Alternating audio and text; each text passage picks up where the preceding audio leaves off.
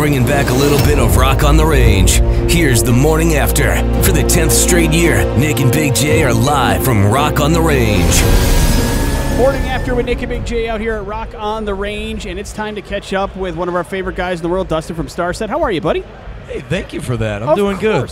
You're an old and personal friend of the radio station. You've come through town now twice and played for free for us. You're coming again in June. You've played there countless times as well with the band. So I think you and Boise have a pretty good relationship, I would say. We do. It's I had never been there before this band, and I actually really like it. I go for little bike rides when I'm in town. It's a beautiful city. Yeah, you fit right in, man. Lots of bikes around. That's cool. Yeah. They like that kind of stuff. Let's talk a little bit about Starset. Of course, you know, this is a hometown show for you, basically. You had a chance to play, like, out in the parking lot of Rock on the Range before, and now you've seen Starset grow from a side stage band to on the main stage. What does that mean to you? It's surreal. I mean, that's probably the expected word, but it really is. You're playing in front of all of these people, many of who don't know you, even though it's your hometown. It's really great. And then, meanwhile, it's peppered out there with fans and friends. And you're just like, some of them are trying to make me laugh while I'm playing. It's hilarious. And to be on the main stage, and not from a propped up standpoint, but something that, you know, we're doing the main stages across the country, and to come back and be doing it here at Rock on the Range, it's unbelievable. You also just announced another special event in the Denver Planetarium. I mean, this seems like such an amazing place to see the show from.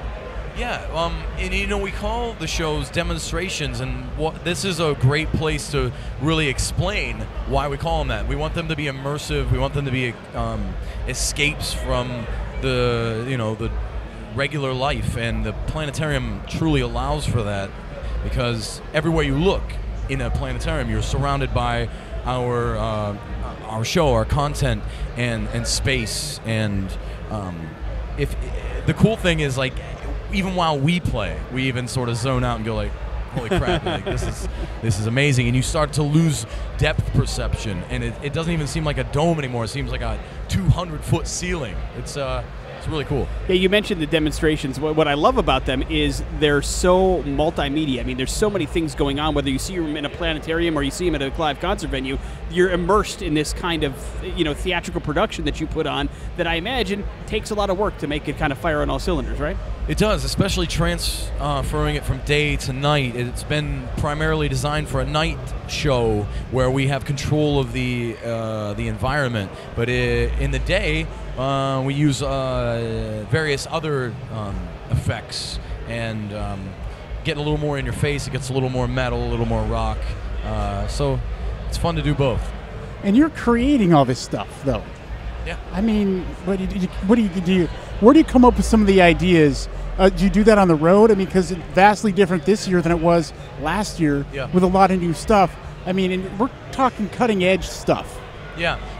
So I'll give you. I'm an engineer, and I was doing engineering research and working on a PhD before I got a record deal, and I sort of apply that to this. In fact, I'll explain one of the more recent developments is the drum cube. I wanted the drums to sound better in any club we go, so I wanted to be able to cut the highs from the cymbals. And to do that, bands like Tool, they use a drum cage, plastic, shield, so that the mics can be more easily manipulated without the organics. I knew I wanted that, but I also wanted to add to the show, so I realized that I could take plastic shielding around the drums and add a polymer to it, so that when there was a voltage applied, it went transparent, otherwise it was opaque. And when it's opaque, there is 3D projection mapping that happens onto the drums. So, you see this cube that's just crazy video and show, and as soon as Adam starts playing, bam, he appears, and it's a little bit of a sci-fi magic trick. It's awesome. I mean, it's stunning. And so knowing that I know that you make it, I'm like, holy crap. That's all. I just wanted to say holy crap. You're amazing. Thank you. Are we in like a Dexter from Offspring situation 20 years from now? Are you going to go back and finally complete the PhD and we can call you doctor and all that kind of stuff? It's possible. Yeah. It certainly is. I have lunch with my advisors and old professors every once in a while, and whenever I'm back in Ohio. And I always tell them I'm a little nervous.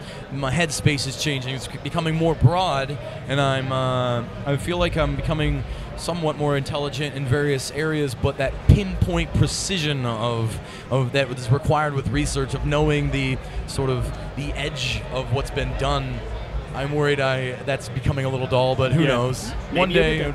Well, when you create a time machine, will you please leave a message for my former self? Yeah, absolutely. What is it? I don't know yet. You'll know somehow, Oh, yes. and then I'll know. Yes. Travel safe. We'll see you in Boise in a couple of weeks. Looking forward to that show once again. Dustin, good catching up with you, man. Thank you very much. You guys. Thanks, man. Morning After out here at Rock on the Range of the X Rocks.